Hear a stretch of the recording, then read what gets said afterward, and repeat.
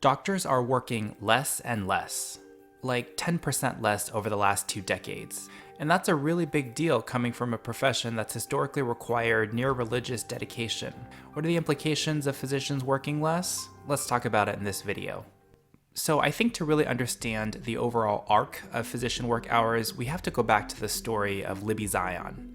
Libby was an 18-year-old college freshman who, in October of 1984, came down suddenly with this mysterious fever and flu-like symptoms. She went to the emergency room for help and was admitted to the hospital for fluids and close monitoring. Within 12 hours of hospitalization, her fever had climbed to 107 degrees Fahrenheit and she became physically agitated. The 2 doctors caring for her had just finished medical school and they responded to her agitation by ordering physical restraints. They were super busy that night and didn't evaluate Libby at bedside. The following morning, Libby Zion had a heart attack and died. An investigation into her death revealed that the doctors on Libby's team were taking care of 40 other patients that evening. They were also severely sleep deprived, working 36-hour shifts without rest. Libby Zion's death was widely publicized and eventually led to the passage of the Libby Zion Law, which limited doctors to working only 18 hours per week during training. The law eventually became adopted by medical training programs across the country. When I went through medical training, this 80-hour per week rule had recently gone into effect, and I remember thinking at the time, 80 hours is still a lot of work. I mean, that's double what we usually consider full-time work. But here's the thing, before Libby Zion, work hours during medical training were even more crazy. New doctors in training would regularly put in 100 or even 120 hours of work per week. Doctors in training are also called residents because historically they used to live in the hospital. William Osler, the famous Johns Hopkins physician known as the father of modern medicine, developed this way of training doctors in the 1800s and used to celebrate sacrifices made by medical trainees. There's this story where Osler was once asked how somebody could possibly pursue medical training with having a wife and kids, to which Osler famously responded, "Heavy are the responsibilities to yourself, to the profession, and to the public. Your wife will be glad to bear her share of the sacrifices you make." Yikes. Can you imagine hearing that from your boss today? That really wouldn't fly. When the 80-hour work week first came into effect, there were actually a lot of concerns that it would decrease the quality of doctors coming into practice. A lot of training programs ignored it until the National Accreditation Council put them on probation. Thankfully, most studies released since the 80-hour workweek restriction haven't shown any significant decrease in quality of patient care, which obviously makes you wonder, was it really necessary to make doctors work those crazy hours in the first place? Work hours decrease a lot after training, with most practicing doctors putting in 50 to 55 hours per week, though even this is starting to go down with time. Besides reducing work hours during training, there are also some economic factors that have contributed to physicians working fewer and fewer hours over the last couple decades. Medicine used to be an individual sport, with doctors working in smaller clinics or group practices as small business owners. Financial incentives to care for patients were really great, and public opinion of doctors was at an all-time high.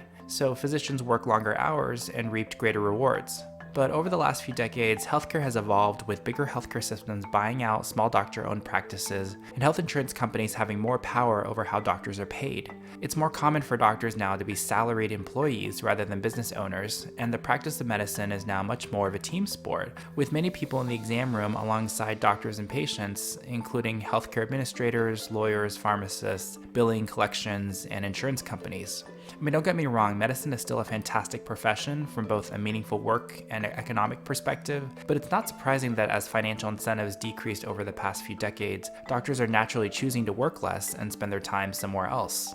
Finally, the COVID pandemic had a major impact on physician work hours, speeding up an already declining number. Healthcare systems made less money, which meant reduced work hours for clinical staff, less cash for docs, and increased layoffs.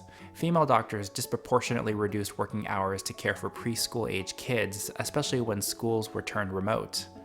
Many docs took a break from professional practice, retired, or left the field to do something else entirely because of pandemic-related frustrations. So what does the future hold for the field of medicine, given that docs are working less and less? Well, it's hard to say, especially with the world still figuring out COVID and dealing with the residual effects of the pandemic, but here are a few ideas. First, I think physician work hours will continue to decrease over time as the culture and economics of medicine continues to shift. We're seeing this in non-medicine doctoral degrees, and it's probably part of a greater modern conversation about the role of work in our lives. For medicine, I think this could be really good news from a quality of life perspective, especially in terms of decreasing burnout and mental health issues that come from overwork. One challenge is that these extra hours lost from working less will need to be made up somewhere. Demand for healthcare isn't decreasing, even if doctors' hours are. That difference may need to come from taking another look at how physicians can make up that gap, or calling on more engagement from advanced practice professionals to offset the decrease in physician work.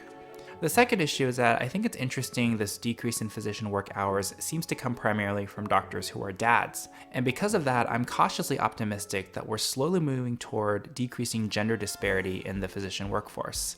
I think this paper says it best.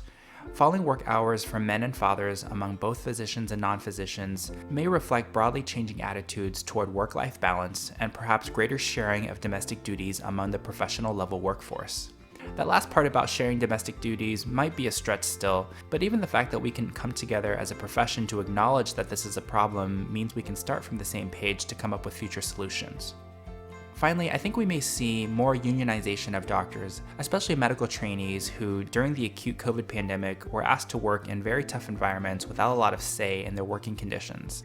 I know unionization can be a polarizing topic, so I'll just say that I think this conversation around unionization and bargaining will likely need to be framed around how best to improve patient care, and not around issues strictly having to do with compensation or working hours. Overall, I'm pretty happy to see these trends in improved working hours for doctors. Working fewer hours overall, especially when coming from this history of near-religious dedication to the craft of medicine, means that hopefully doctors are living a more balanced life with better job satisfaction and ultimately better able to provide high-quality care for patients. I'd love to hear your thoughts on this topic, so leave a comment below. Thanks for watching.